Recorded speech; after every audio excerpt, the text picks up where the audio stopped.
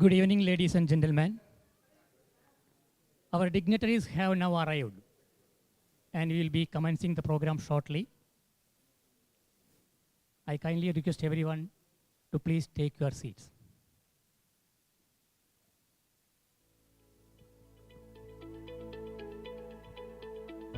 Namaste.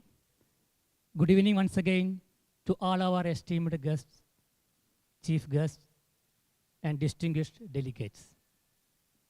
I'm Dr. Satyan, did my PhD in robotics from Singapore University of Technology and Design, SUTD, and currently working as a research fellow, come senior program manager at the robotics lab at SUTD.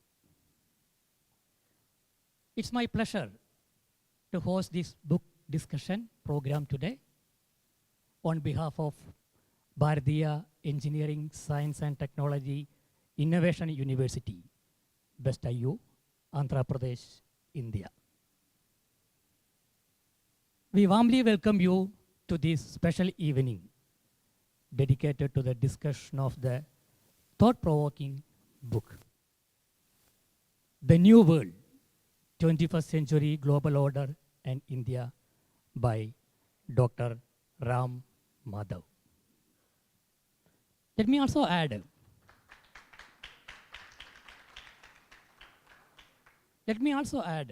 currently, this book is the 6th bestseller in Amazon. We look forward to an engaging and inspiring dialogue that explores the ideas, influence, and insights shared in this important work. To set the tone for the evening and offer a glimpse into the essence of the book, let us first watch a short promotional video.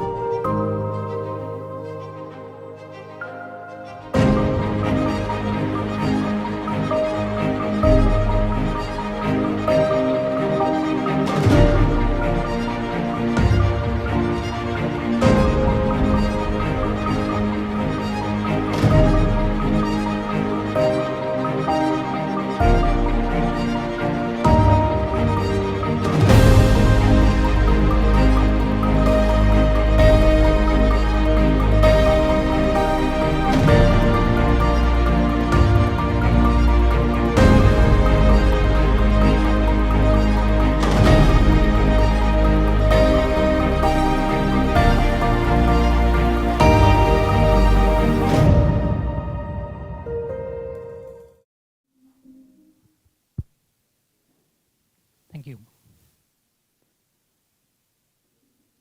Now I kindly request our three dignitaries today, Prof. Mohan Rajesh Ellara, Ambassador Janardhan Tho, and Dr. Ram Madhav to come to the dais and please be seated.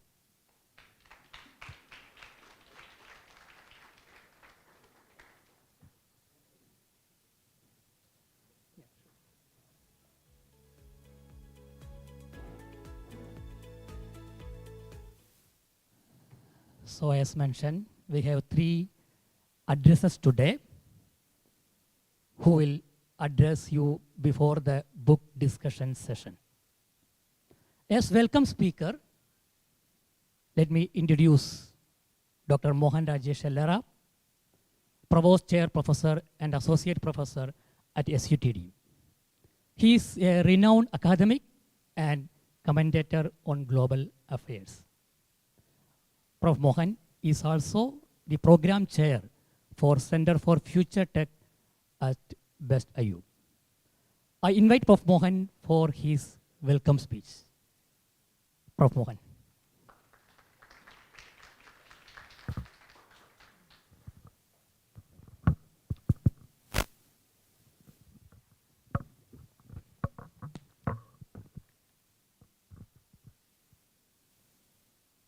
Good evening, Dr. Ram Madhav, Ambassador Jonathan Tho, Dr. Rupa, Dr. Bharat, distinguished guests, respected panelists, students, scholars, and friends. On behalf of the organizers and our esteemed partners, it is with great pleasure and honor that I welcome all of you to this special evening, where we have a very interesting discussion and reflection on the book The New World by distinguished author, strategist, and thought leader, Dr. Ram Madhav. We are gathered here in Singapore, a city that stands at the crossroad of East and West, global in outlook, yet deeply rooted in Asian values, to reflect on a book as timely as it is now. The New World is not just a book. It is an invitation to rethink, to rediscover India's evolving role in a rapidly changing global order. The past decade has been marked by a number of upheavals: geopolitical rifts, technological revolutions, pandemic aftershocks, economic realignments, and growing climate anxieties. The old world order that emerged in the aftermath of World War II is visibly strained. Institutions are being tested, alliances are shifting, and the new centers of powers are asserting themselves. In this context, Dr. Ram Madhav's book comes as both a mirror and a map to me. A mirror reflecting the realities of our time without gloss or denial, and a map offering strategic pathway of how India, as a civilizational power, can respond, adapt, and lead. His writing combines geopolitical analysis with especially civilizational insight, presenting an uniquely Indian worldview that goes beyond mere diplomacy to embrace history, philosophy, and strategic foresight. What makes this discussion today particularly significant is that India today stands at an inflection point, as we all know. As one of the largest democracies in the world, by economic terms, a thriving democracy, a responsible power in the Indo-Pacific, India is no longer a balancing actor. It is fast becoming a defining one. The New World articulates this moment with clarity and with depth. Holding this discussion in Singapore is meaningful in more ways than one. Singapore has long served as a bridge between South Asia and Southeast Asia economically, culturally, and intellectually. It is a hub for diplomacy, innovation, and strategic thought. And in many ways, it reflects the very theme that Ram Madhav explores in his book: pluralism, pragmatism, and purposeful global engagement. Moreover, the India-Singapore relationship has grown into one of the most trusted and forward-looking partnerships in Asia. I'm one example. I came originally from India. We benefited by the education system here, took up citizenship as a Singaporean, and now educating the youth here.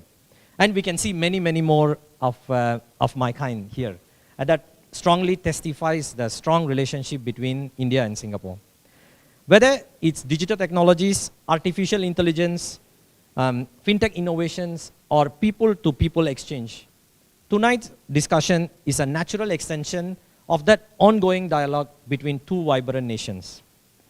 Dr. Ram Madhav needs very little introduction. A seasoned political thinker, policymaker, and writer. He has worn many hats in his career, from national leadership roles in India to strategic outreach in foreign affairs globally. But beyond the position he has held, it is his commitment to ideas and his vision for India from a civilizational perspective, from a historical and philosophical perspective, is what that makes a true difference. He has authored several books, In a way, I'm a fan of him, watching YouTube videos and more recently his interviews on geopolitics, Indian philosophy, and international relations. Yet this work, The New World, is very special. I especially like the idea, the Mojo Bharat, where he concludes the book. The New World perhaps best captures his attempt to blend hard strategic analysis with soft power values, to carve out a uniquely Indian narrative in the post-Western world order. We are deeply grateful that he is here today. He can make time to be with us today to share his thoughts and engage with all of us. This evening is not merely a launch of the book, a discussion, or a lecture. It is a platform for meaningful dialogue. So we are looking forward to have intriguing questions from you. As an academic, myself and the larger community, we have scholars from think tanks and universities. It is very important to be innovation-driven, systematic, and our job is not to passively consume knowledge, but to interrogate it, contextualize it, and act upon it. So today, we look forward to have intriguing questions again. I hope this discussion today will inspire exactly that. Before we proceed, let me take a moment to express my sincere thanks to a number of agencies here, starting with Dr. Rupa for her pivotal role in seeding this event. So she came here for a collaboration between SUTD and Best University, and she said, you know, there is this very interesting book that you have to read, and it starts with introducing Best IU. So I got caught and I started reading, and I felt it was a very, very fascinating book, and that's how I came on board with this event. Thanks, Dr. Rupa. Her vision and engagement all through and the insights is what made this event today a very successful one. Best Innovation University and the partners from the university played a very important role in terms of supporting the logistics, in terms of putting together the delegates attending the event today. The logistics and the media team, special thanks for organizing this evening so flawlessly. We have also media here. Thanks for the media representatives. The academic institutions and organizations represented here. So we have representatives from the universities, from polytechnics, from ITEs here. Thanks for the academics and the researchers. And of course, all of you for showing up with curiosity and conviction. Special thanks to our panelists who will be driving the discussion later. We look forward to your insight, reflection, and questions. In conclusion, let me return to the words of the book itself. Dr. Madhav writes, India's moment has come, but it must be seized not with strength, but with wisdom, compassion, and clarity. So in this way is where India is going to bring the Mojo Bharat. Let that be the spirit of our discussion tonight, not just to look outward, but to look inward. What values are going to make the difference? Not just for India, but the larger world and where we stand. With that, I once again welcome you all to this important evening of engagement, discussion, and I now invite our distinguished author panelists to take this forward. Yeah. Thank you.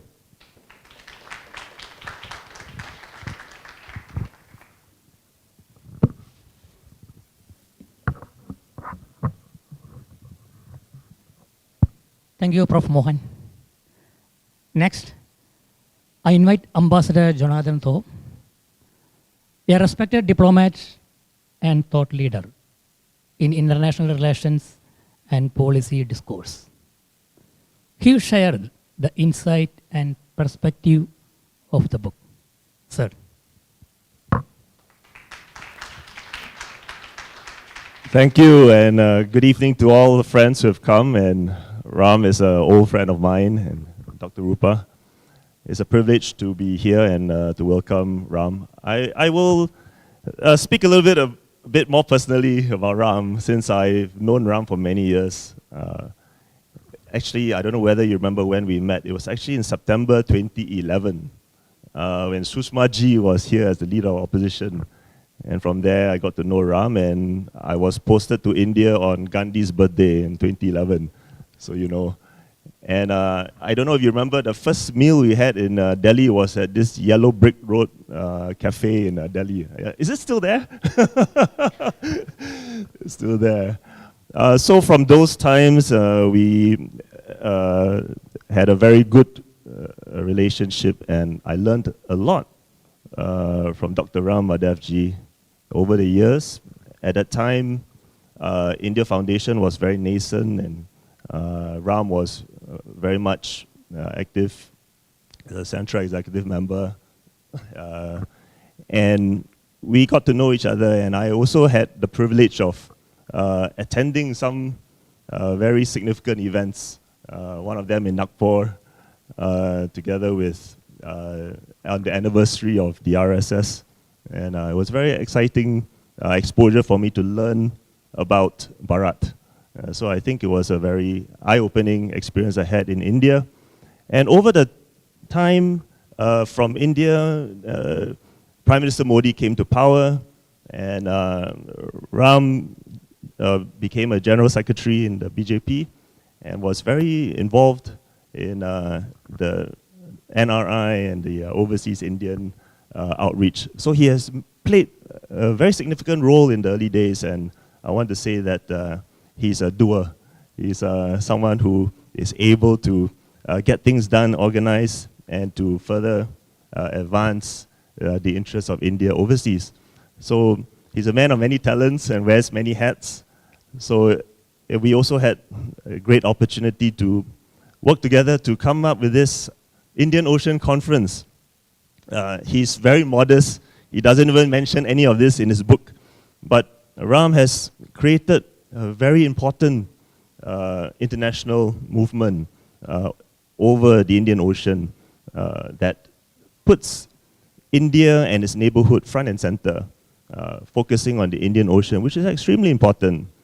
And with this Indian Ocean Conference, after 10 years, today it's a very significant event amongst governments. I think the last one was the largest you had, I think, in Oman. So congratulations to that. So I just wanted to share some insights on Dr. Ram Madhav so that you know what he has achieved beyond just what's written in the books, but also what he has done personally for India and also for relations with many countries like Singapore. And the Indian Ocean Conference was something we were able to collaborate, where Singapore came in as a co-founding member of the Indian Ocean Conference. But since then, I have gone to other countries, but I'm glad to come back full circle today to welcome Ram back to Singapore for this very interesting book launch. On this book, I think Ram has come up with many interesting areas for us to think about and look at. He has mapped out 10 key areas in terms of global developments, and he's also come up with 10 key suggestions in terms of how India can proceed, or how India can have a roadmap, or how India can put together ideas in terms of how it can further influence events around the world, as well as to take control of its rightful destiny. So in that aspect, I would probably say your 10 ideas probably can be summed up as pragmatism with Indian characteristics, or maybe pragmatism with Chitty, you know. So with a bit of that soul, and I think this book is about that. And these 10 ideas, of course, ending with very eloquently put your brand Bharat, I think is a very captivating idea for all of India to consider. So I think you put in place a foundation for others to start to look at how you can redefine or how you can look at India today. I don't have the answers, of course. I am happy to build on what you have written and to say that in this context, many of the readers here, not just in Singapore, but around the world, would want to know how India can shape the path that is heading towards amidst all these global challenges. So it's a very timely and relevant book for today, and I'm very sure there'll be a lot more debate, and soon it will go up further in the Amazon bestseller list. And not only that, I'm sure that is not your priority, but I believe through India Foundation and this book, it will spark greater debate.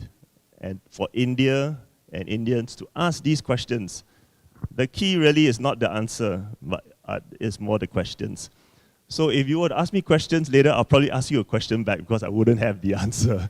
But I think the whole important aspect in any such groundbreaking exercise is to ask the questions first.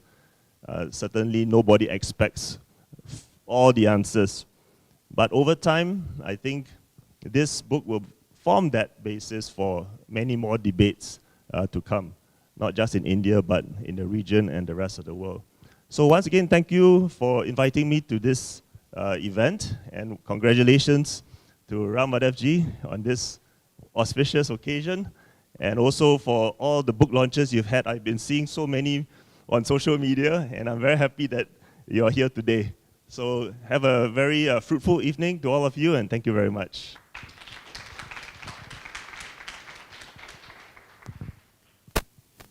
Thank you, Mr. Jonathan. Next, our much-awaited speaker.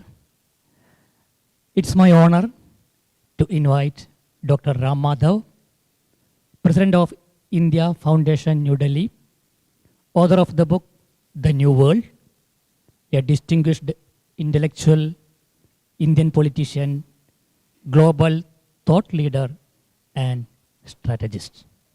Sir.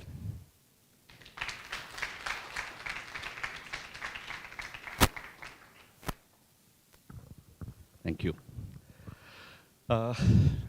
Let me at the outset thank Dr. Rupa Vasudevan and Bharatlalji of Best IU for putting together this book discussion event, and Dr. Mohan of NTU for, SUT for supporting this event, and I'm really happy to see so many of you in the audience. And also I would like to thank my old friend. You have already understood that our friendship goes back by more than a decade, Ambassador Jonathan, for gracefully agreeing to be here in this discussion. I am the author of the book, as you all know. Authors are tempted to talk a lot about their book, because after all, I will be interested to tell you more and more about it. But as you know, my publisher will be unhappy. By the way, when I say my publisher, you see that my publisher's name is Rupa Publications. Don't mistake it to be Dr. Rupa. I don't know if they have any secret understanding, but that publisher is a very renowned publisher in Delhi. And this Rupaji is an academic and educationist, not definitely a publisher, as far as I know. But the publishers want me to tell you only that much which motivates you to buy the book and read it. Why I'm emphasizing is, I have got a personal library. Several thousand books I'm interested in reading, so I've been collecting books. So I used to have a board in my library. In fact, two boards I used to display. One board used to read that please don't ask for these books to be taken home to read, because they are all collected that way only. So the second board used to read, one who lends a book is a fool, one who returns it is a super fool. So lending or borrowing, no, but buy and read. Then my publisher will be happy. Having said it, a few words about what this book is all about. I am really lucky that it came at a time when US has got Donald Trump as the president. So now everybody understands that the world is changing.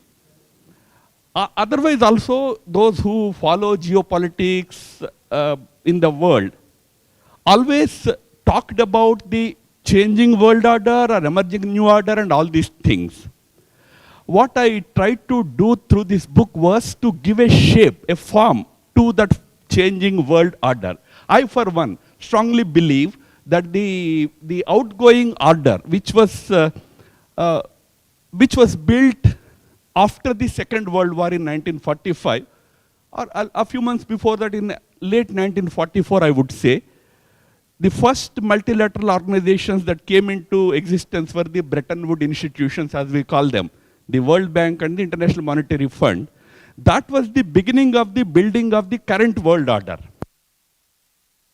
It was not there before Second World War.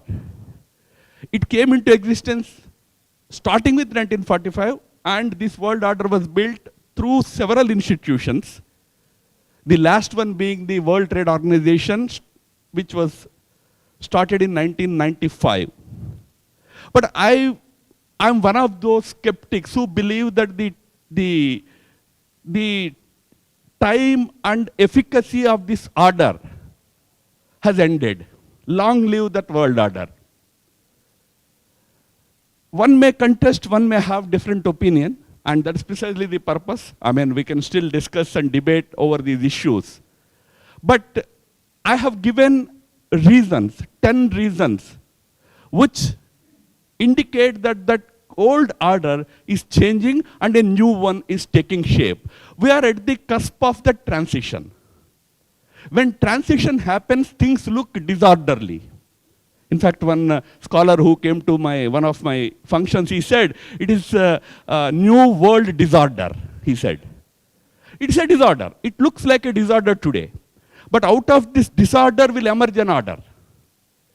So this book explains that process that is happening, as Ambassador mentioned, Jonathan mentioned, 10 features of this new order. Like, there will be a perceptible decline of Western powers. That doesn't mean West will disappear. They will still continue to be influential, they will still continue to be powerful, but not as powerful as they have been in last, say, 70 years. Correspondingly, the rise of China, which is of course in front of our eyes, it has grown not only into a strong economic power, but also a very strong technological power. Dr. Mohan can tell you more about it, how much he deals with China, I have heard. I mean, today a very leading technological power. Remember when I say this, that in 20th century world order, the previous world order, economy and trade defined the rise of countries, rise of nations. Remember, in 21st century new world order, it is technology and trade which will define the rise of nations. You may have a lot of money, but if you are not strong enough in your technological advancements, nobody is going to recognize you or support you. So together with the money, you need technological advancements. So that's why I said this era is going to be the era of new technologies, deep tech. That's AI, quantum, genetics, microbiology, genetics. This era will see the decline of those multilateral organizations which were created after the Second World War, whether it is the UN or it is organizations like International Court of Justice, even organizations like World Bank. You know, if you take our own neighborhood, countries are more comfortable dealing with IMF and World Bank, more comfortable in dealing with Asian Development Bank or AIIB created by China, led by China rather, than in dealing with organizations like IMF and World Bank. Today, China has come up with an arrangement called, a sort of arbitration arrangement, arbitration center in Hong Kong.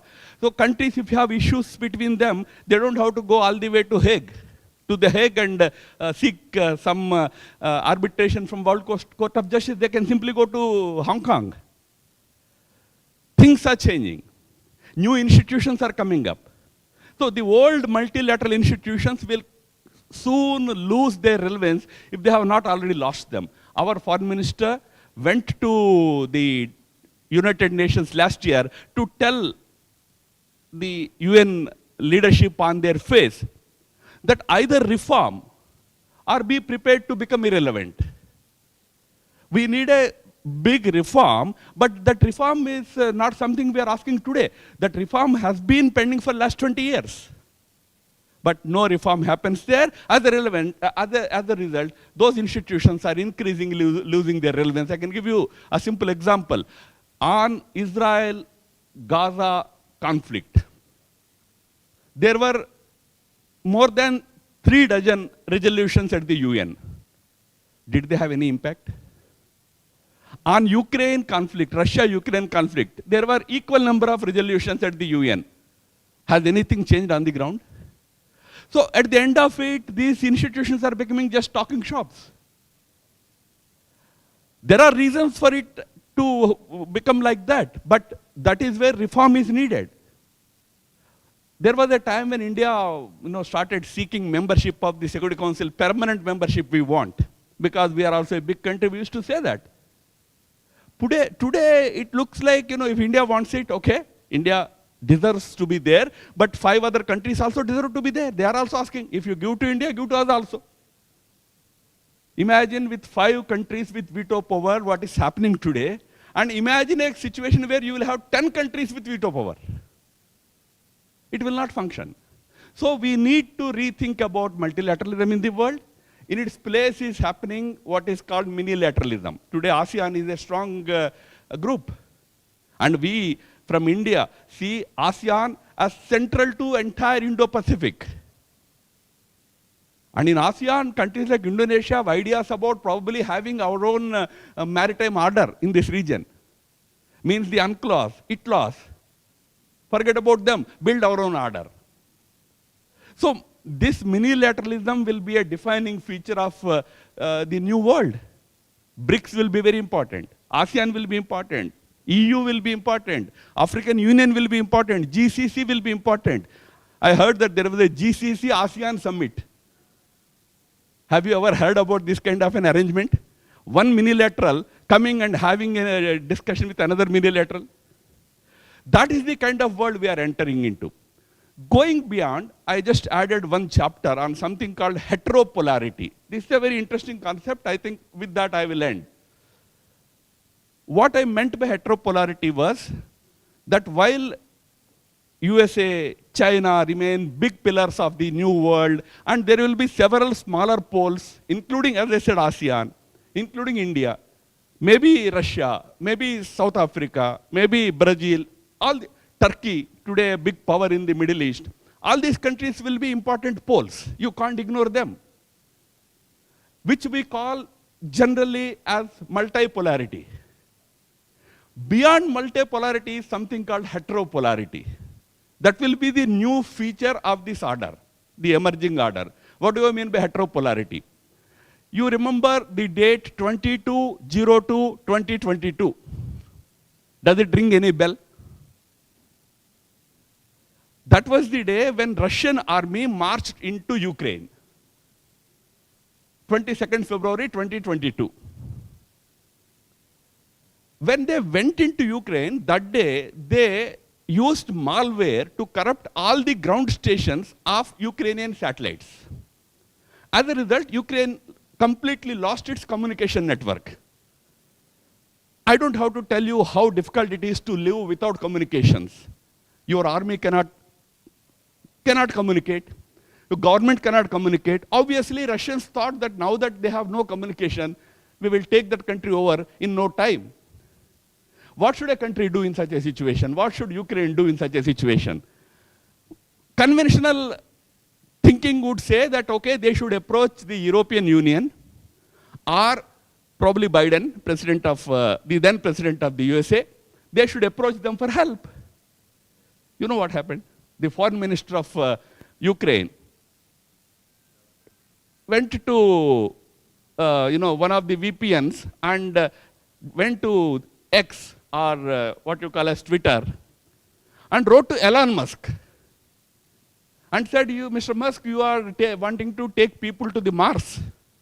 Here are my people who are going to be taken over by Russia, who are going to be turned into slaves by Russia. Can you help us? Now remember, Elon Musk doesn't have an army to help Ukraine, nor does he have a country. But within 1 hour comes Elon Musk's reply. He says, oh, I am standing with the people of Ukraine. By evening, you will have my Starlink terminals available to you. By evening, Musk provided 500 Starlink terminals. Communications of Ukraine, system of Ukraine was restored. Then to today, Ukraine has not surrendered. This is what is called heteropolarity, where beyond states, there will be other poles, which will be as influential or more influential than states. I was in Hungary for a conference. Viktor Orban, the very strong leader in Europe and Prime Minister of Hungary for the last 15 years. He was the keynote speaker. He began his speech by saying that, my country faces a very big threat. I thought he will talk about Russia or he will talk about some other country. He said this biggest threat is coming from George Soros. No, who is George Soros? George Soros is an investor. Now, why is a sovereign country afraid of an investor? Because that is the nature of the new order. Big money, big investment can also be a big challenge. I was in one small country in South Africa, in Africa. They said ever since Trump imposed restrictions on US aid. Now, US aid is an American department which funds the NGOs broadly. This country, these people said, we are facing a lot of problem. We are not having enough food supplies to our people.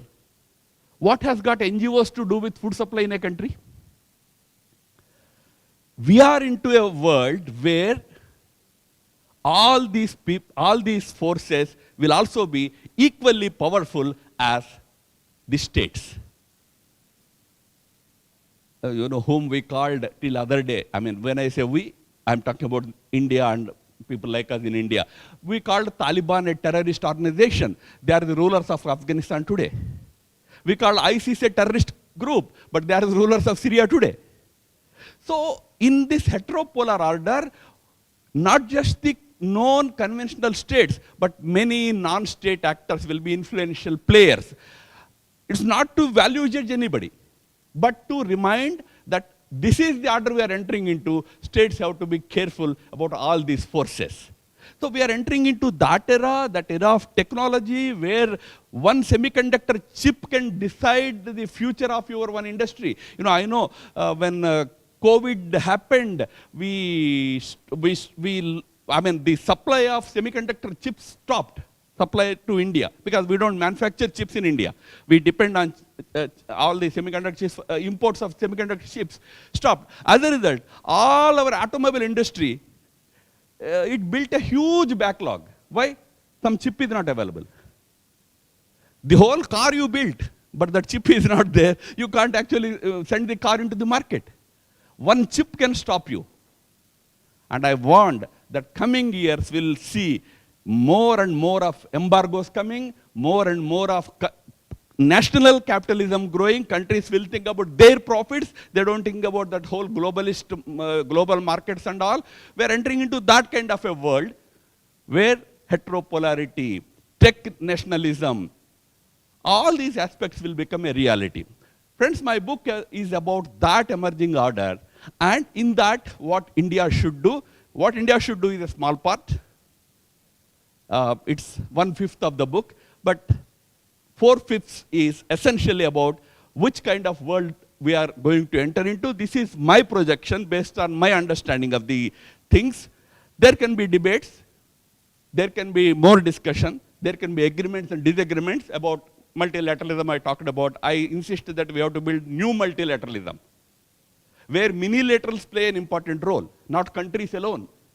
So that kind of thinking can always happen, but to put it in a nutshell, this is about where we are heading, what countries like India should do if they really still want to be relevant in this new order.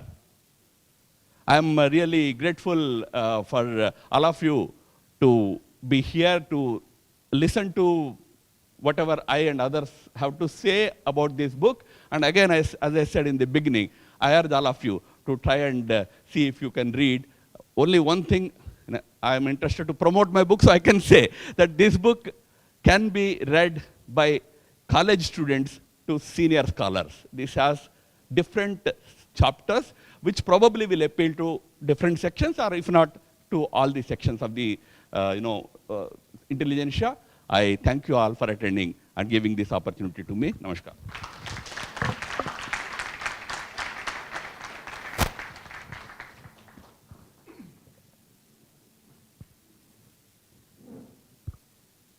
Thank you, Ram Madhav ji, for the very interesting sharing. Really, it was a multidisciplinary lecture to us. Let's move on to the next most important session today. With the opening remarks now behind us, we move into what I believe is the most anticipated and intellectually enriching part of today's program, the book discussion. It's now my pleasure, of course, to invite our distinguished panel of discussions for the book dialogue. Dr. Ram Madhav, the author of the book, Ambassador Jonathan, and Professor Mohan. Professor Mohan will chair the book discussion in the next 45 minutes. I leave to you, Prof. Mohan, for the book discussion and the dialogue session.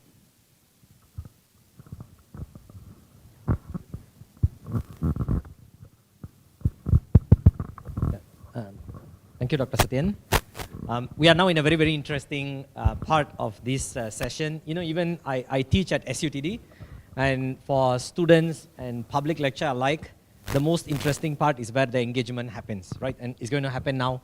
I will start with the last point Dr. Ram Madhav shared, the heteropolarity. So that is very interesting because we have been moving from monopolarity or maybe a bipolarity in the Cold War era to a monopolarity, even with ideas of end of history, to now we are shifting to a bipolar world, to multipolar world, to now heteropolar world.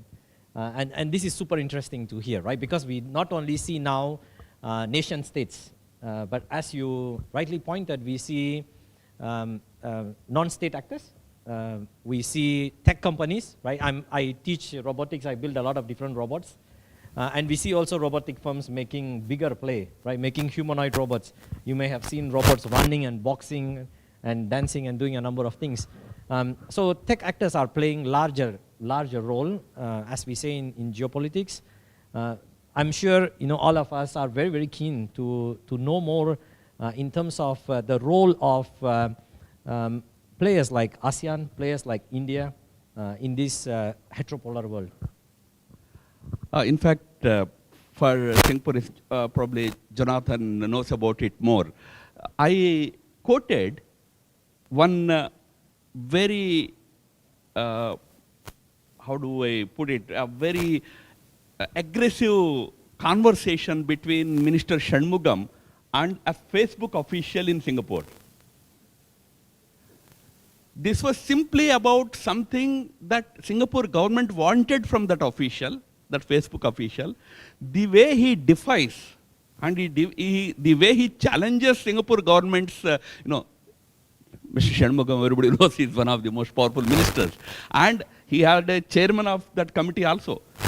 This one official of Facebook stands up and challenges, I don't have to answer to you. I have no obligation. Now, that is the kind of world I'm suggesting, where you need to tackle not just another country, another prime minister, but also a very strong tech entrepreneur or somebody. So that brings me to that important question: how do you tackle such a world? I gave you several examples how these forces are very powerful. Remember, countries like India or maybe countries like Singapore, we are big and strong countries. Singapore, after all, although it's a small country, but a very, very strong country. We may not feel the pressure that these forces can create on us. But ask smaller countries in the Middle East, ask Iraq, ask its neighbors. You have seen Lebanon, how one Hezbollah took that whole government of Lebanon to ransom for decades. Smaller countries feel the pressure of these heteropolar forces more. Bigger countries have to understand it today. So what will be the way forward? And you very rightly mentioned about technology. Now the technology will make life much more difficult to nations, I'm telling. In fact, I had a full chapter on where the technology will take us. In fact, my projection may sound a little crazy also. I said, about 45,000 years ago, we, whom we call as Homo sapiens, came into existence 45,000 years ago. Before that, we had similar kind of humans called Neanderthals. That phase ended of Neanderthals and Homo sapien life, which is also a life of cultivation, life of family, life of village. All this began some 45,000 years ago. Humans existed before that also. Life existed before that also. So what is the reason for us to think that we are permanent? Just as Neanderthals ended, Homo sapiens also have to end one day, right? That day is coming. Who will probably replace us? My projection was meta-humans.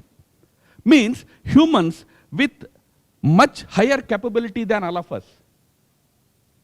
Because you are genetically modified. By the way, this is no longer a fiction. In China, 2 scientists have experimented on human embryo, which is, by the way, which is banned, internationally it's banned. You can't manipulate the embryo. But they did it nevertheless. And those 2 babies were born 5 years ago or 4 years ago in 2021. They are 4 years old today. Those babies are immune to 72 viruses. Means they won't get cough, they won't get cold, they won't get stomachache, they won't get headache, they won't get fever, they won't get flu. 72 viruses cannot do anything to them. Now, this may be a medical wonder. Of course, because they violated that rule, they were arrested for 3 years and now they are free. After 3 years, those 2 doctors are 2 scientists. But we do not know the capability of these humans. When they become 14, when they become 15, what kind of powers they will tomorrow display, we don't know. That's what I'm saying. Maybe they will be more intelligent. You already have more intelligent machine than humans. And no one than Dr. Mohan can vouch for it. More intelligent machines than humans. So who knows, machines will have, what you call as consciousness also. We may create machines that will cry when you scold them or slap you back when you slap. Machines with consciousness, machines with greater intelligence. When they come forward, how do you deal with them? So that is going to be a challenge. So what we have to do in that is, number one, this may sound a little regressive, but I am not regressive at all, but I am saying this is realistic. Vatican of all called a meeting in 2021 to discuss about ethics in AI. Now, you are an AI expert, probably there are AI students here. Vatican wanted to discuss about ethics of AI. Now, what is ethics of AI? Vatican did not discuss with religious leaders alone. They called IBM, they called NVIDIA, they called big companies which are into AI research. They discussed for a whole day. They came out with a paper, a 6-point charter called the Rome Call for AI Ethics. It's available on the internet. You can Google it, Rome Call for AI Ethics. Pope's only message was, do whatever you want to do with this technology, AI. You say it's beneficial for humans, do it. But his message in one sentence was, man should be supreme. Can you ensure that? Or is it selfishness? Why should we be supreme? Next humans, let them, meta-humans be supreme than us. Or man should be supreme. These are ethical questions we have to deal with. We have to deal with those ethical questions, where to go, where not to go. For example, embryos should not be touched, but somebody is touching them. Somebody is manipulating them using genetic advancements. So how do you build those ethics today? Very important question. So when we build new order, new multilateralism should involve all of these things. New multilateralism should involve probably mini-lateral bodies. It should involve tech giants. It should involve other bodies. There is this organization called UNESCO under UN. United Nations Educational, Scientific and Cultural Organization. It has education and culture besides science. But do you know, every country sends a bureaucrat. course. Don't take me otherwise. Bureaucrats are all-knowing. But why not, when it is a culture organization, why not you have probably a cultural leader, probably a religious leader in that body? No, that body is a very bureaucratic body. Those things have to change.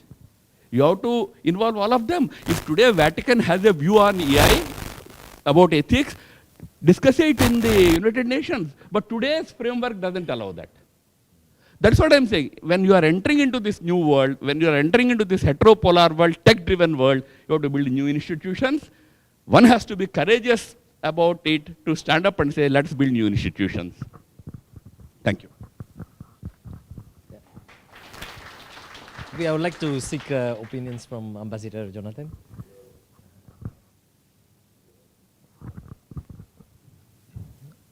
Well, very often in a fast-changing technological world, regulators fall behind, governments fall behind. In fact, governments can be clueless.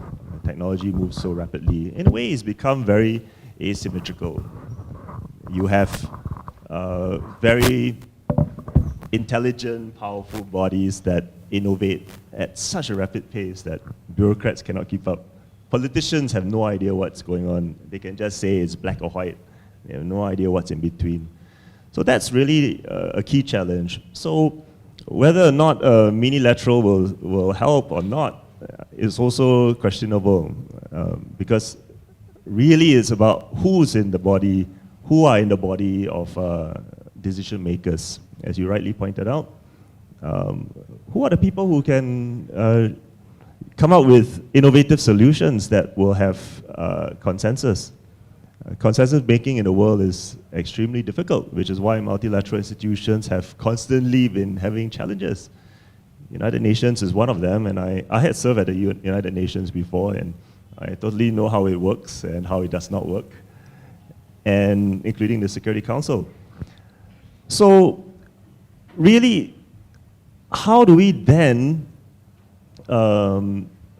find leaders globally that can be credible and are able to step forward to either drive this process or to be able to advise the key decision makers? Because as long as the existing structure remains, it will not be able to absorb and accommodate. The days of negotiating global treaties over a long period of time, you don't quite see it today. I mean, yes, there are still negotiations on whether it's biodiversity, cybersecurity, space, and all. But the days where great consensus building in terms of, let's say, the law of the sea or some of these global institutions, it's harder and harder to see today, because the haves and the have-nots will clash. And that is a perennial concern. So I think Ram has posed many important questions for us to think about. How can we then structure policy to be more relevant, policy to be more responsive?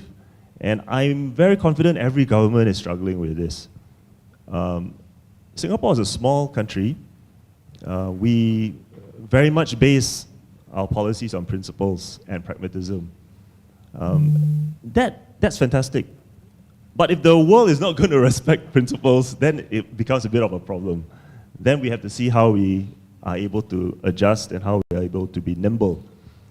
So big countries, small countries have different perspectives in terms of how to address these challenges.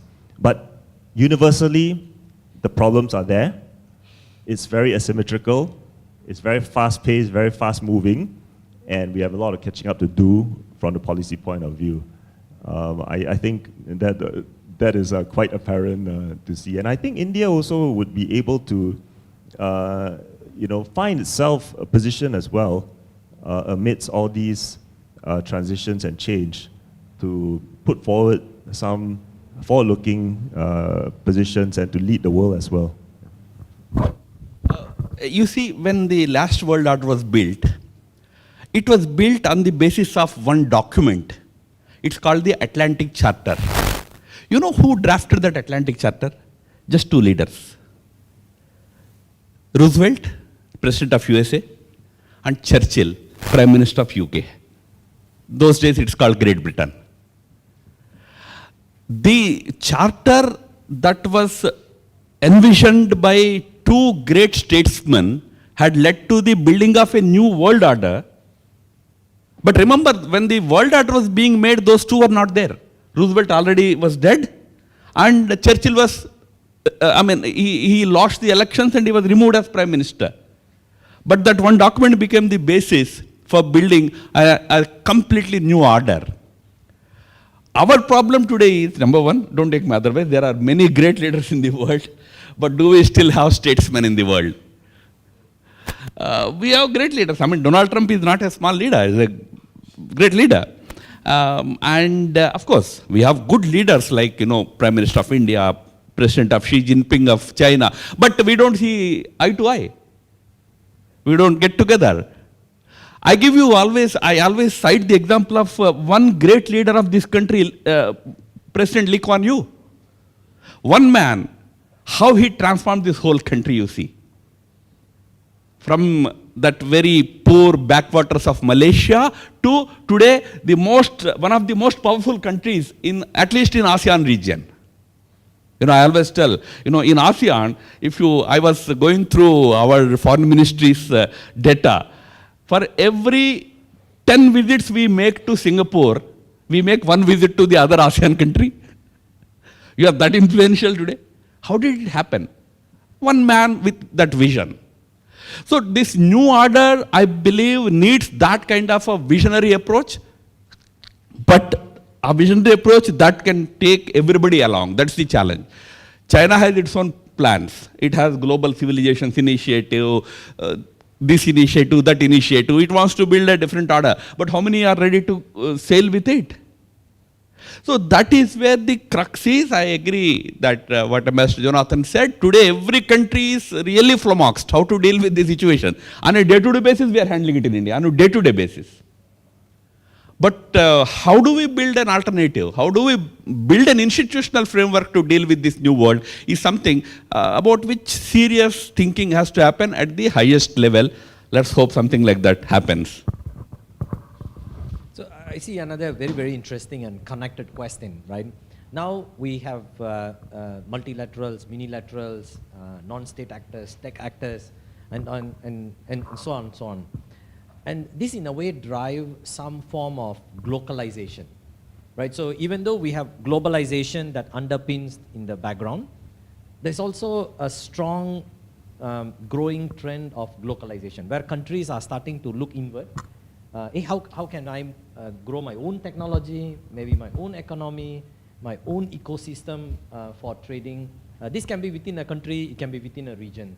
So what do you see are some of the larger implications of that for the existing global order, emerging global order, and also within the regional neighborhoods?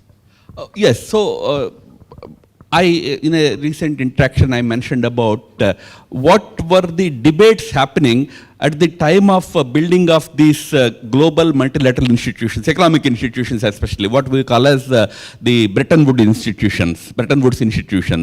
By the way, Bretton Woods is a city on the West Coast. Negotiations happened there, so we call them Bretton Woods institutions. It is actually IMF and World Bank. IMF and World Bank were created to build a global capitalist world order. In economy, it should be a global capitalist order. At the time, there was a very renowned economist in Europe by name Karl Polanyi. Karl Polanyi proposed that you build capitalist order, no issue. But why do you think it should be global? It can be regional, it can be national. You incorporate national and regional capitalist aspirations also into that world. Otherwise, what you are calling as global order is actually the domination of certain powerful countries, right? USA or Europe. In fact, I tell you, the very first opposition to these global institutions came from none other than Charles de Gaulle of France. In 1950s, France stood up and de Gaulle stood up and said, who are you people to dictate that dollar should be the international currency? I want gold to be back. So he insisted that Europeans should have their own economic network. He built European Economic Community in 1955, remember. We think that European Union came in 1997. True, but Economic Community was formed in 1955. Euro came into existence. Today, if dollar is trading at 58% in the world trade, euro is trading at 21%. So the order was challenged then, but we have not really institutionalized that. Today we have to do that, as you rightly mentioned. Today countries want to protect their, of course they want to be global, but they want to protect their national economies. That's where I said embargoes will come. Obviously I can't say this on record, but even during the conflict with Pakistan 2 months ago in April, 3 months ago in April, we faced certain very, very difficult embargoes. We have weapon systems, but cannot be used because certain components are not allowed to be used. These things will happen. You will have embargoes because nations, they say, if you are buying my weapon system, you also have weapons also from me, not just system. My system will only work with my weapons. It's okay. USA doesn't want their system to be integrated with a Russian system. We have Russian systems, S-400s. US says, no, my missiles, you can't integrate with your Russian system. They want to protect their intellectual rights. So that is how the world is going to be. How do you build it into a global order? That's the biggest challenge we all face today. So, in fact, that's what I said. That is where regional multilateralism will come into play. Today, China is trading in yuan with 122 countries. 122 countries can trade with China through yuan, through renminbi. They don't have to use dollar. India is also doing it. India does it with 18 countries. So a new type of economic activity will happen, new type of, you are right, nationalist emphasis will come, technological nationalism will come. In fact, my last chapter is dedicated to that, how conservative nationalism is making a return. That is the reality. How you build it into a new order is the challenge. Comments from Ambassador. Well, for India, it will certainly be an opportunity. For Singapore, it will be a challenge. I think size matters. And in some cases, in such a transition, there will be tremendous opportunity for India to take advantage of it. Singapore, as we like to say, we are a price taker, not a price maker. But India can become a price maker with the right direction and the right emphasis. It's a question of finding what are the areas India can value add. Without value add, you cannot be world class. So in that sense, in such a chaotic situation where the incumbent power in the world wants to upset the apple cart, then really it's for others to see how they can set up shop and gain from it. And I think India is in a tremendous position. Prime Minister Modi in the last decade has transformed India tremendously. The India I was in more than 10 years ago is different from the India today. And all those visible signs are there. But it doesn't mean that just because you have size, you would automatically fill the vacuum and inherit any of such positions. So I think really the key question to ask is what value add does India bring to this equation? How do you then navigate this murkiness and find that place to plant your position in and to be a dominant player in whichever area that you have so decided that you can add value? Oh, yes. Prime Minister Narendra Modi is one leader who can today really take this thinking to many powerful countries in the world. He is respected. He has that kind of goodwill that he enjoys with many countries in the world. So definitely Prime Minister Modi can play a big role in giving shape to a kind of a new order where everybody's national interests are also taken care of. At the same time, we have a new world based on certain rules. I mean, after all, I was discussing with a senior ambassador in the morning today.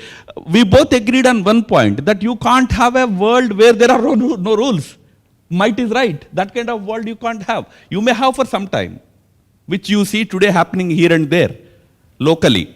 Might is right. But can you have it permanently forever? This is a transition. You are facing these situations. But how do you build a proper order, new order, which is again rule-based? But who will build those rules? There, I think, I probably agree with you that Prime Minister Modi, with his, general acceptability, with his vision, with his respect, can play an important role. Having said it, I just want to add that, of course, India was transformed in the last 10 years into a very strong country today. Our economy is doing very well. But India has to cross many more thresholds before we can really reach that stage where we probably have that kind of an influence. So we have very short time available. I do agree we have that ambition that our leadership should play a bigger role. Our leadership has that vision, but we need to have that inner strength, inner capacity to reach that place. So next 10 years will be very crucial for India, I believe, in terms of strengthening its economy. I say 4 factors define India's future: national unity, national prosperity, national security, and national dignity. A dignified nation, a secure nation, a prosperous nation, and a united nation. If India can cross those thresholds, then definitely India can play. Under Prime Minister Modi, we can definitely play a big role.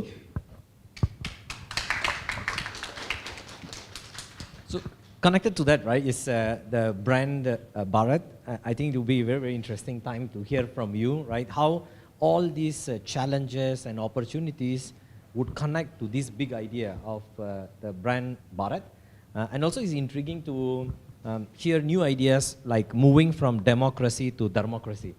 And maybe your perspective on that would be very interesting at the moment. So what I proposed was that, when the last world order was built, it was built by Western powers, right? Essentially, they built it. But they brought on the table certain value system, which we call as Western civilizational values. For example, human rights. There was a big debate about human rights in 1946, 47, 2 years. And finally, Human Rights Charter came as a document for the whole world. They came with liberal democratic principles. They brought certain values to the table. Today, they are contested because those who brought those values to the table never adhered to those values, never respected them. National sovereignties have to be respected. Did America respect national sovereignties? Whenever it wanted, it simply took its armies and invaded countries. So, those values were brought when they built the world order. So, world orders are built like that. World order is not a mechanical thing that you build 4 pieces together and build something. What you bring on the table. Now, China is rising. It's an important power. In fact, biggest chapter in my book is about China. Why? Because it has grown so big that you have to talk about many aspects of it. But if it is like any other country rising, we don't have to bother much. But China, with its rise, brings a value system to the table. Do you agree with that value system? Can that become the global value system? China may want it. Today, as I mentioned, China wants that global civilizational initiative to be the alternative to Western civilizations, the dominance of West. But what China proposes, can that be an alternative against somebody, or we have to build something that includes everybody? Very inclusive thought can come from India, that can accept what is good in the West and what is good in the East. It can accommodate everything, respect everything, but that is the core of Indian civilization. In fact, in Sanskrit we used to say, Ano bhadraha kratavo yantu vishwata, meaning let noble thoughts come from every side. I am here to accept it. Gandhi, our great statesman, used to say that I will keep my doors and windows of my house always open so that the fresh breeze can come from every side. I only make sure that I am not swept up. I don't lose my balance. Let the breeze come. Let it not become such a strong wind that I am swept up. So that is India's thinking. That's what I said. India's brand. What is that India's brand that we bring to the table. That is where I use this terminology called dharmocracy, meaning we are committed to democracy, but our democracy understanding is different. It is not majoritarian. Majority until you win elections, but afterwards it has to be larger consensus building based. Again, since I mentioned about Gandhi, just to drive home that point I'm saying, Gandhi was asked in 1946 by a foreign journalist, what will happen if India becomes independent? Because Nehru said it will be a Westminster democracy. Westminster was a British model democracy. Gandhi said, I don't understand these big words, Westminster democracy and all that. Although Gandhi understood, Gandhi lived in Europe, Gandhi was a very highly educated person. But Gandhi was a man of humility. He said, I don't understand those big things. I only understand that for a country like India, democracy should mean that the weakest shall have as much power as the strongest. Now, that's the kind of democracy you should build. That's the kind of global order you should build, where a small, tiny island like Maldives or Mauritius will also have equal power as that of a very strong country like America or UK. By the way, that was proved recently. On the question of the Diego Garcia and that Chagos Islands, Mauritius stood up very firm. They said, it is my territory, I should get it back. It took 20 years, but countries like India supported Mauritius, and finally Mauritius got control of those islands from a mighty power like Britain and islands where American military is present. They took it back, but it took 20 years for them. 20 years of battle and standing support by countries like India finally led to it. But can we build an order where every country has an equal voice? That was supposed to be UN, right? But UN was anything but that. UN may to give speech also, if you are the American president, you will speak first. Why? That's the convention you made. So we need to build a new order where these values can come. Those values India can contribute. But again, coming back to what I said earlier, anything of that thing to happen, first of all, India has to grow into that kind of a nation which can bring its great values to the table. That's what I meant by dharmocracy, the Indian value system that can benefit the entire world and humanity.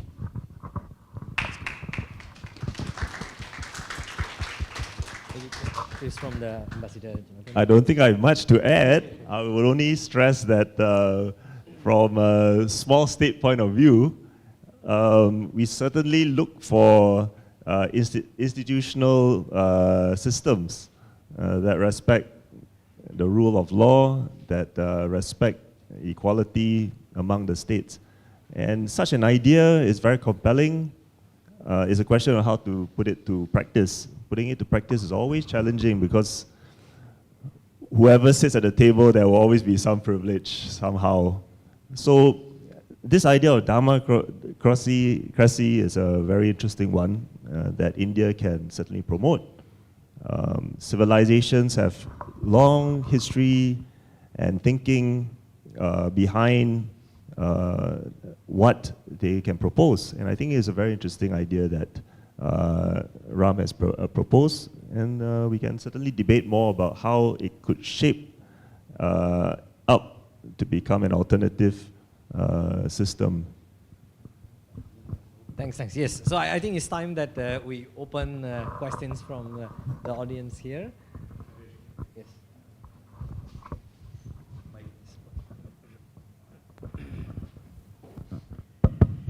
So Dr. Ram, I think Rajesh was mentioning about he's a fan. I've become a super fan of yours. The reason is it's not easy that you engulfed, swallowed the history, the geopolitical issues, and summarized it in a very, very simple and humble form. And I'm very sure Bollywood create many movies out of this. When I say that, there is a movie called Indran, the Rajinikanth movie.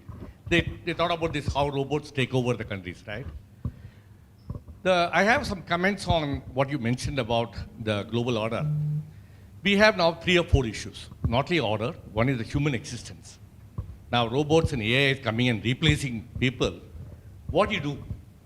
So one of the strong belief I have, I'm just putting that comment to hear your comment, that the heart the warmth of the handshake, the eye contact, the love, right? Which cannot be replaced by any AI in the world. I truly believe in it. But I don't know, I may be wrong, like you're talking about this. Similarly, I always say, like you talked about, everything which is considered to be very bad, if you go back and look at it, the horse, carts were there. When the Ford invented a car, people say, what will happen to all of us? As an accountant, I'm a chartered accountant and a lawyer. We used to write in the books, when SAP came, we said that, what do you do with accountant? But we all, the human mind, found a way to live and thrive and, succeed. So that's the second, to say that whether indeed it's so, that will disappear. Third is, which you talk about the global order, there are not one constant for me to worry about. Today, the power is what? You go back history, whether Alexander the Great or Ashoka, or you talk about Hitler. The guy who has got a power, he controls. The reason why America speaks first, because he contributes the maximum to UN to pay. Right? Pay for the salary and cost, etc. Hence he says, I have the right to speak. We can't differentiate between the economic contributor and, somebody who wants to have a normal. So my worry is, in the global order, there is US don't want to leave, China don't want to leave. The Dharmic order to take over, there is a lot of connection between us and China, but some or other we cannot come together. Kishore Mubani was telling, we will come together one day. So what's your view? I don't know.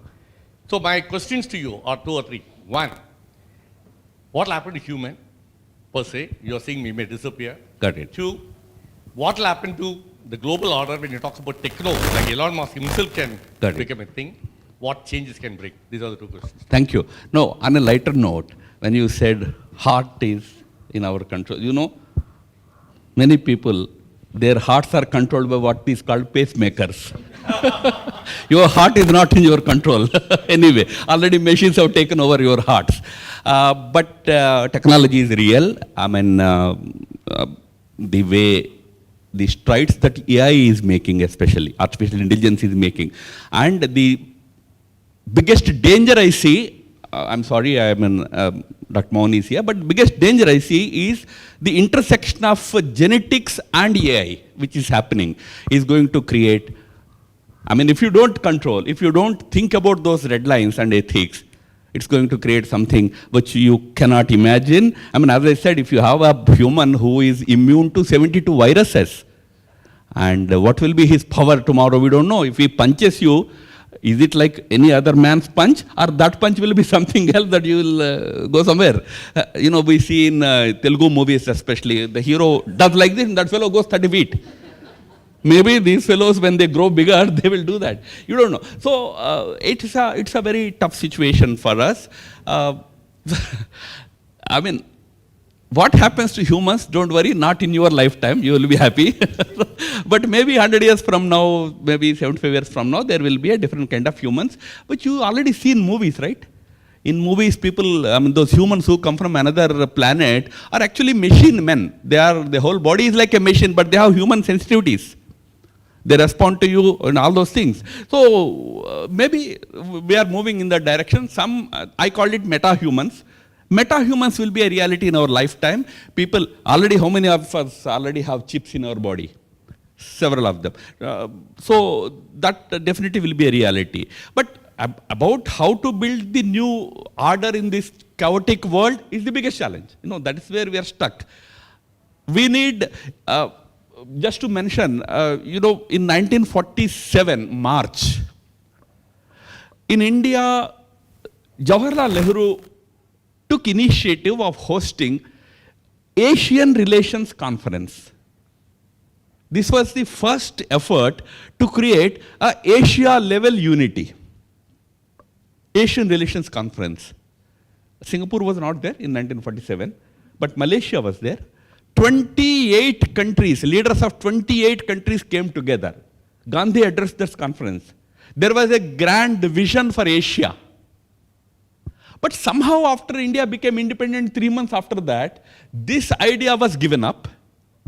Instead, we held on to what we called as non-alignment. Non-alignment was also driven by leaders in Asia, but there were also people all over the world. But somehow this idea of Asia was given up. But today I say Indo-Pacific, or even Indian Ocean, can really become a big place to start building that order. Because it's the most happening region. How many people know about it? I don't know. Singapore is a big beneficiary.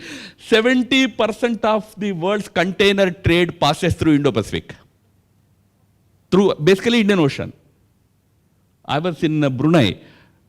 All the exports that go from India to Brunei go via Singapore. They come in a big ship to Singapore. From here, in a small ship, they go to Brunei. Like that. I mean, here the trade is enormous. 80%, more than 80% of world's energy trade passes through this region. We are the strongest region. But laws are made by people in Atlantic and Pacific. We don't have the laws. Today, China stood up and said, I don't respect those laws.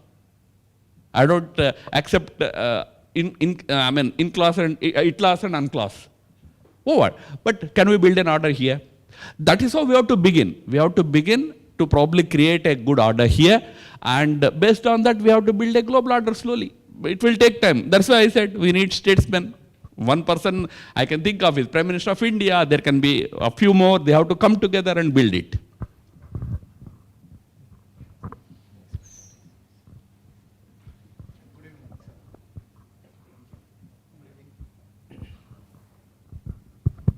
Good evening.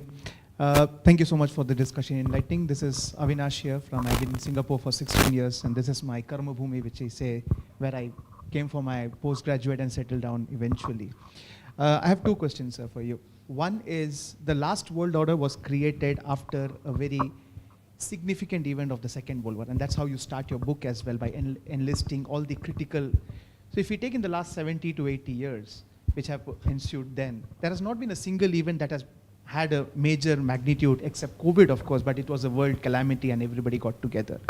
So does it require humans the push and stimulus as big as a world war in order to realign and create a world order?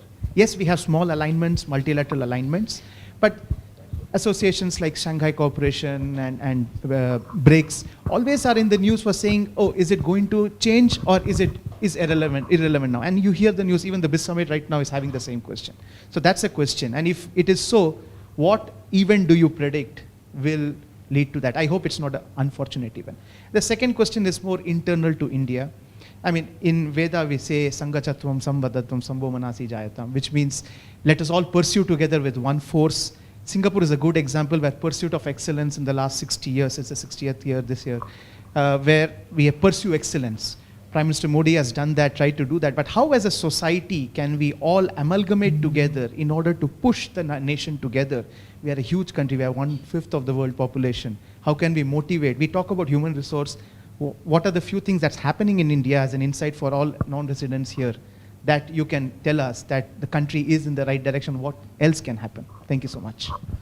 About your first question, I would only say that before that world order was created by the Western powers, there was, for almost 200 years, there was a colonial order in the world. Many countries were colonized, including Malaysia, including other countries, by different European powers. That was the global order, led by colonial powers. That remained until the Second World War broke out. Second World War sapped the energies of colonial powers. They had to, one by one, give up on their colonies afterwards. That's how those colonies gradually joined the New World Order. This world order was called by the West as International Liberal Order or Liberal International Order, whichever way you want to call it. It had three components. It was international, number one. It was liberal, number two. It was order, number three. They created it. Today, unfortunately, there is no internationalism left. Countries are very nationalistic today. Anything but liberal, everybody is turning inwards. And there is no order anyway. It's all around, it's a total chaos. So that phase is over. Again, the mute question is, how will the new order be formed? Technology will drive it. That's why I emphasized in my new book that while trade became the main driver, economies and trade became the main driver in the last world, this world, it will be technologies and trade that will determine the new order. So I think we are moving in the direction. There need not be any big calamity. We have had enough calamities, by the way. COVID was a big calamity, and we are now seeing conflicts. We are seeing a new Cold War, emerging between China and USA. So much so that former Prime Minister of Singapore, I remember, Prime Minister Leung, wrote a long piece, 5,000 or 6,000 word piece in Foreign Affairs Journal, Foreign Affairs magazine in 2019. The bottom line was, don't force us to take sides. Meaning he said, you are having problems between China and USA. You fight whatever you want to fight, but don't drag us into it. So that new Cold War is also a reality. Oh, in this, a new world will definitely emerge, a new order will emerge. It did not have another world war for a new order to come into being. As far as India is concerned, I gave you 4 points, 4 pointers, which are our guiding principles. When I say our government's guiding principles, you have to build strong unity in the country. India is a very diverse country. In that country, to build greater unity is always a challenge. But I can say, in last 10 years, we have built a much stronger, much unified country than how cacophonous it used to be before. One. Number two, prosperous. As I said, we are already a $4 trillion economy. Not enough, but we moved from 2 to 4 trillion. We jumped from 2 to 4 trillion in just 10 years. It's one big achievement of Prime Minister Modi. But I can also say that shows the potential of India. If a country can just grow, double its size in just 10 years, that means how much potential it has got and why it was not exploited in the past. In any case, India has that potential. It is shown. Security-wise, we are strong today. That's the whole effort. Internally and externally, we are strong. And as a nation which enjoys respect globally, in that also, India is much better today. Prime Minister is respected. India is respected. I go to many countries. 2 things I hear. Every Indian today tells me that we are proud to be Indians today. So that's why I say there cannot be a better time to be an Indian than today. Sense of pride is there today. Secondly, any country I go, people respect us. Those locals respect us. They say, I was going from Rome to Vatican. So some driver was taking me. He asked me, where are you from? He asked me. I said, I am from India. He said, India, Modi, I know. It's a brand. India means Modi is a brand. So respected. So we are doing well in that sense. We have good trajectory. I'm sure India will grow in this trajectory very fast. Thank you. Thank you, sir. Congratulations, sir, for this new book. And I have questions because you are related to Government of India also, right? So I have question. One, I have seen the content here, like driving progress in an intelligent age. So I have one question on reservation system in our education system and everywhere, in employment and everywhere. I think our new generation deserves the merit teachers, the merit scholars and the better teachers. Then the reservation, it's like family after family after family, the same people are getting reservation, and others, the people who do not have anything, they are not getting anything. So why is this? Prime Minister Modi is doing very nice, so he should think of it something. And then the question number 2 is why we have secular and socialist in our constitution. These 2 words in preamble, Mrs. Indira Gandhi, late Mrs. Indira Gandhi, she has amended this, right, in 1976. Before that also, India was secular. We Hindu were always secular. Then why and during emergency, all the opposition was inside the jail, and at the time she added secular and socialist. So we have full majority in both the houses now. Yeah. So why can't we remove this? Got it. So, and also one more question is about the Waqf board, and we are still waiting for that Waqf board. Yeah. So Okay, that is unconstitutional. And one more is like wait, just one more is like when we are secular, then why do we have the minority board and Muslim personal law or Sharia law?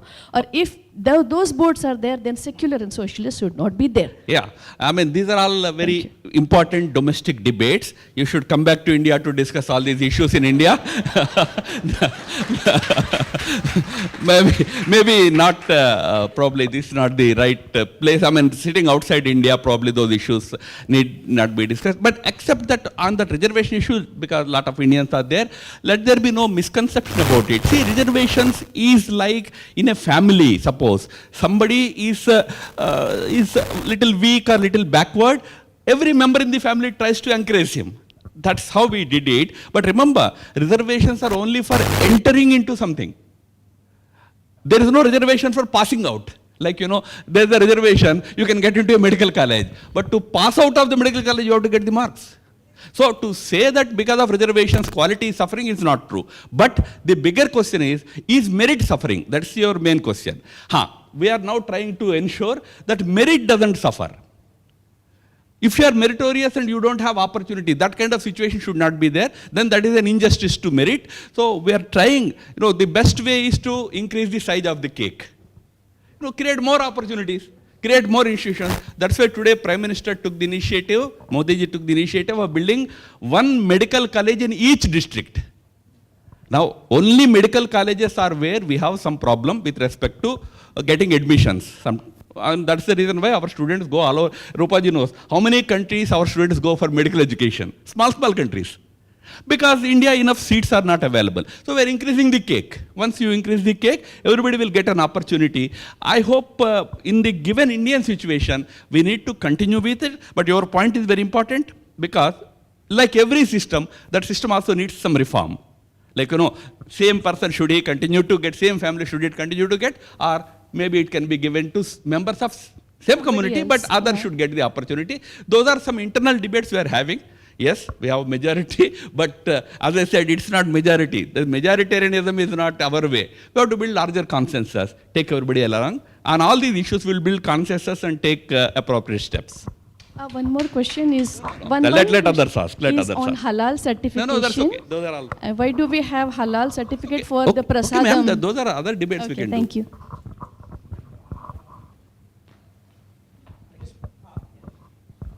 Regarding this, this is Lakshminarayan. I'm here for many years. Dr. Ramadhoji is like basically we are talking in general about the global order.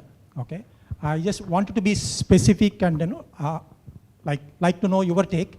Basically, we know the day has come where US is not the global leader, and it is obvious, and it is clearly visible. Okay, and the future is going to be with Asia, and I want to be specifically ask you about, has China reached the stage right now to lead the global order? That's my exact question. Okay. And specifically why I'm asking this, because see, we know in his last term, the Donald Trump, and again in his current Trump, he does the China bashing each and every other day. Now, in Trump 2.0, what he did is like, he went to Harvard, he did all this, and again, he came and bargained with a bargain chip, and taking for the rare earths from China, and again, Got it. I would like Ambassador Jonathan also to respond to you. China has reached the stage, but I can tell you, whether it has reached or not is a debate that can go on, but it definitely has that ambition to reach there. Ambition to become the pivot of the whole world. I have written about it in my book. By the way, my book is not general, it's very specific. I said each chapter talks about each one of the issues that you talked about. So, very specifically about China, I said they have this ambition to rise there. Whether they will rise there or not, when they rise, what will the world look like is an interesting scenario, because China believes in something called the middle kingdom syndrome. I call it syndrome. One can say middle kingdom idea. In the middle kingdom syndrome, what China believes is it will be at the center and all are your peripheries. Like you are all satellites roaming around that country. Nobody is big or small, that's not the issue. But China will be at the center. So that is the ambition. Will that be okay for all of us? If that is okay, that can be one type of world we can build. But we say that no, let all of us go roam around, not just one at the center and others roaming around. Let all of us roam in a way that probably creates greater, more equitable kind of world order. Yeah, that is the kind of it. About Trump, I only say one thing. Probably because you are in Singapore, most of you will be having your stocks in stock exchanges, right? There is a word called day trading. How many guys know? I don't know. Day trading means I will in the morning wake up and look at the stocks and intelligently invest to withdraw in the evening. I invest in the morning, buy and sell in the evening. I make enough profit for the day. Tomorrow, I will think tomorrow. Indians are very careful. They make long-term investments. Trump is a day trader. He invests in the morning in a country, sees what result it comes. By evening, if result comes, it's good. Otherwise, he will invest tomorrow in another country. So he is very transactional. Countries understand. It is not to say whether he is good or bad. That is his style. I mean, each leader will have his style. That is Trump's style.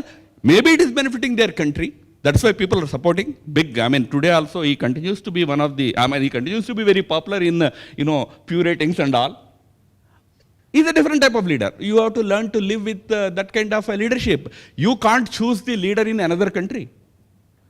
You have to learn to live with them. You can't choose your neighbor. There's a saying in our custom, you can't choose your parents. You are born to them. You can't complain. My father is like that, my mother is like that. You are born to them. You have to learn to live with them. You can't choose your neighbors. Because neighbor, anybody can be there. Similarly, Trump is there. We have to learn to live with him. But I still want Jonathan to say what he has to say about China. That is best answered by the Chinese. Well, every country has its own national interests. So whether it's India or China, it will calculate according to what is relevant at a point of time and according to what is ahead. Power doesn't like a vacuum. I think that's quite clear. If there is going to be a vacuum somewhere, something has to fill it.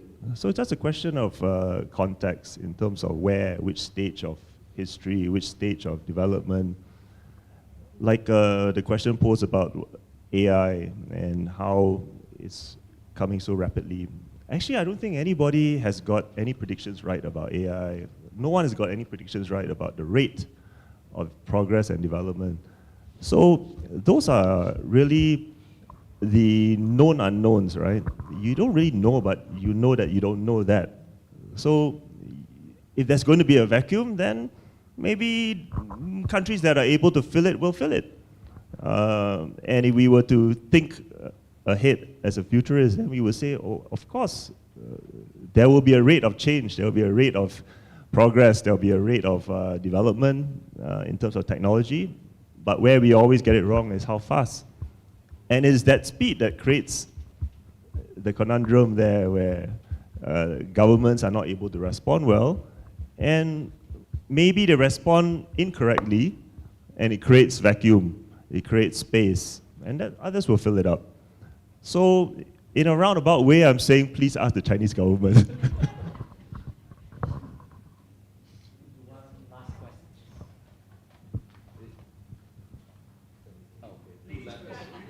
Yeah, sure. Ladies first, yeah. Absolutely. Namaskar, Madhavji and dear guest. The crux of the books, I think my question is, we're talking about technology, coming from 20 years of technology background. I understand the pros and cons of AI. But what about the cryptocurrency, one? And the need to reform the laws and regulation globally about AI and cryptocurrencies, which is impacting every country. There is national interest for every country, but cryptocurrency is above all, they are just trading in their own way. The threats it brings as long as real, it is real, right? So who's working, who will be that person, who will be that the statesmen to bring in the new rules and regulation about these, new emerging technologies like cryptocurrency. AI, of course, it had its pros and cons. There's a lot of dealing with going on. There's a conscious decisions has been made. But cryptocurrencies like that. How are we going to deal with that? No, this is Jeba. What Jeba raised is a very important question. And so, crypto is one of those pillars of deep tech. When we are migrating away from dollar, and we don't want any other currency to become global, there are two options before the world. One is go back to gold standard, bullion standard. Countries are trying to do that. The other option is to mint those crypto coins and become rich. I mean, it was a revelation to me to know that Bhutan is the fourth largest cryptocurrency owner in the world. Now, there was this talk about which countries are powerful. Now, in terms of crypto, Bhutan, a country with 600,000 people, and a tiny dot on the global map, is the fourth powerful country in crypto. So this new world is going to be very, it's very fascinating you at one level, and very, threatening at another level for administrators. How do you deal with those things? I mean, quietly Bhutan was minting its crypto coins because they had the access of good green energy, good quality energy available. They kept doing it, which we never knew until this news came out. So crypto is another very important area where China is again a big leader in crypto. I mean, they kept on creating those crypto coins, and today their value is very high. And one who owns crypto coins is a very rich guy today. So yes, that is the kind of world we have to, that is where we have to build new regulatory institutions, a new world, new economic institutions and all that. A big challenge. No easy answers. Maybe last.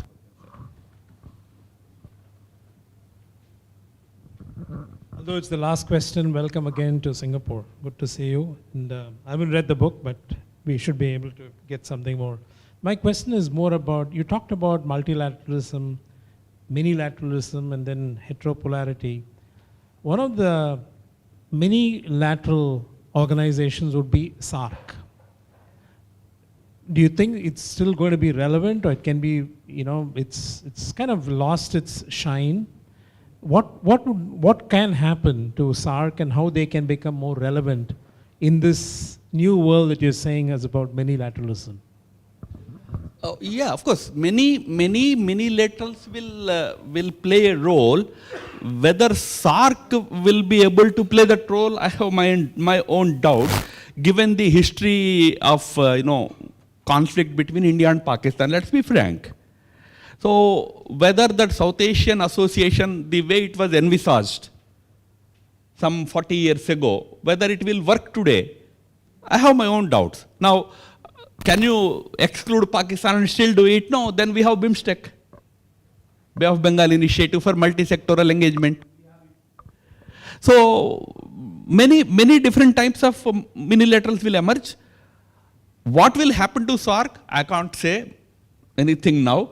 Right now it is dysfunctional since 2016. It is almost a decade of dysfunctionality. Whether it will become functional again, I don't know. But in the meantime, another group came up, BIMSTEC. BIMSTEC has almost all the countries of SARC, plus one country more, that is Thailand. And it doesn't have Pakistan and Afghanistan. That's it. Let's see.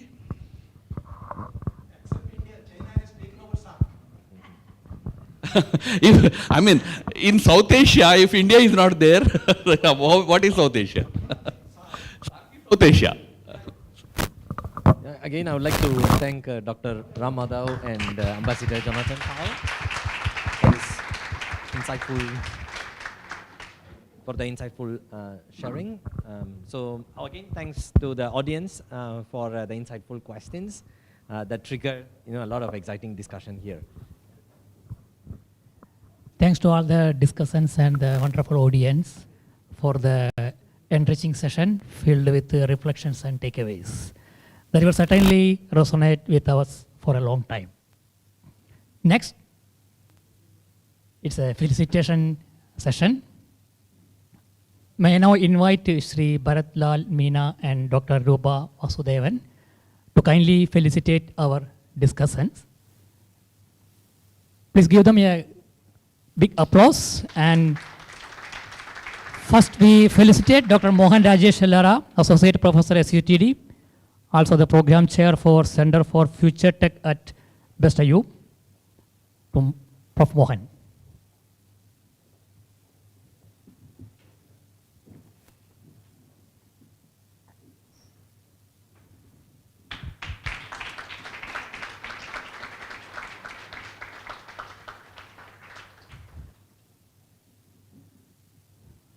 Next, we felicitating Ambassador Jonathan.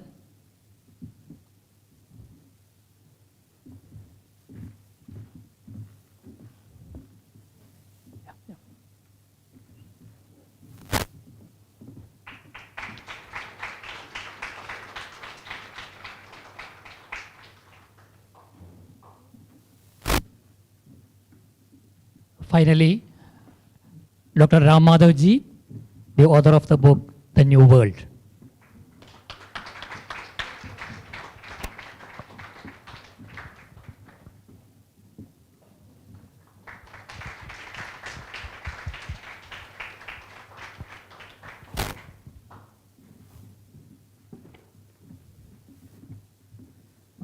As we draw this enlightening evening to a close, I now invite Dr. Rupa Vasudevan to deliver the closing remarks.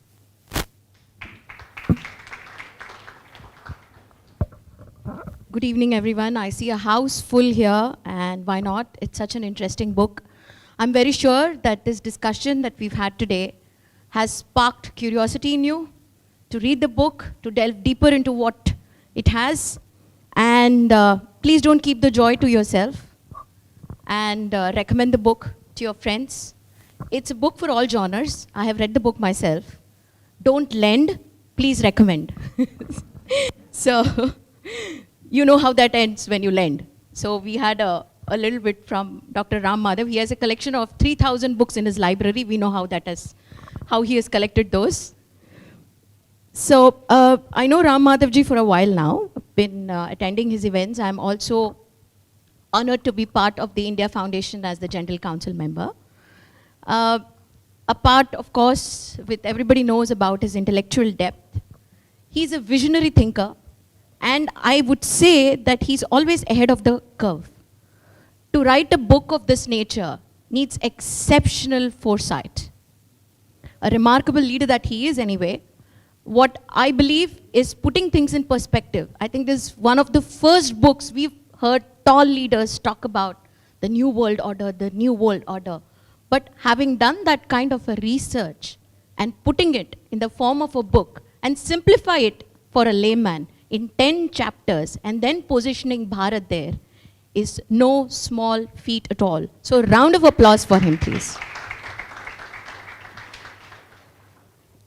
For Best IU, the university that I represent, the Bharatiya Engineering, Science and Technology Innovation University from the state of Andhra Pradesh, this book is more than just intellectually compelling.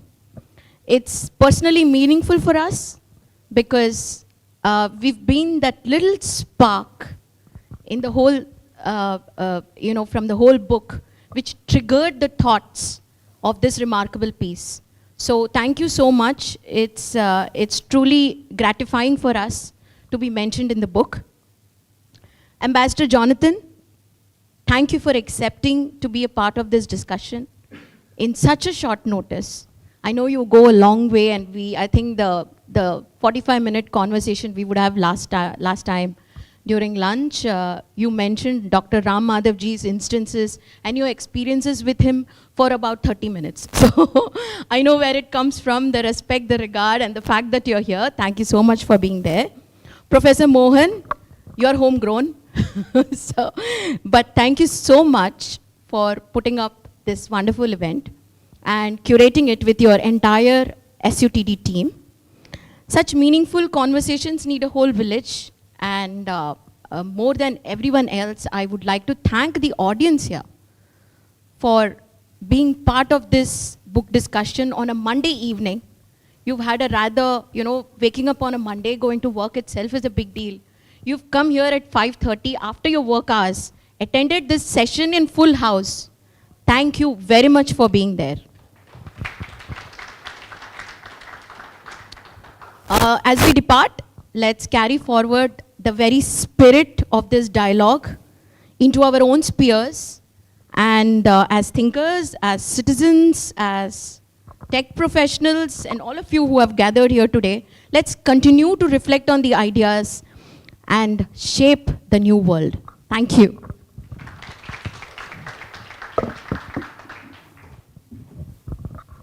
Thank you very much, Dr. Rupa, for your words and bringing this evening to a graceful conclusion.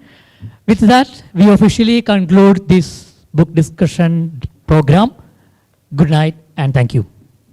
Just a quick update. For any of you who would like signatures in the book, you can probably queue up, and he's available for 20 minutes for pictures and signatures. Thank you.